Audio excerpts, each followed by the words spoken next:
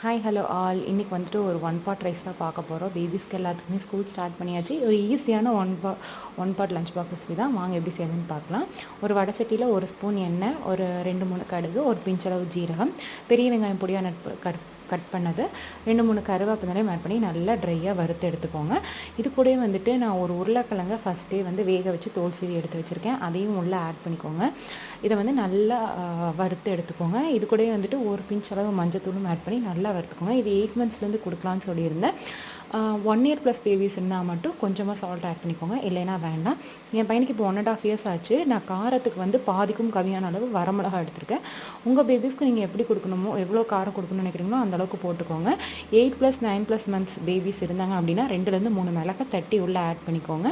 இதை நல்லா வறுத்து எடுத்துக்கோங்க. அவ்வளோதாங்க, ரெடி ஆயாச்சு. இது கூட ஒயிட் ரைஸை உள்ளே போட்டு நீங்கள் கலரி பாக்ஸில் போட்டு பேபிஸ் கொடுக்கலாம். நல்லா சாப்பிடுவாங்க. செஞ்சு பார்த்து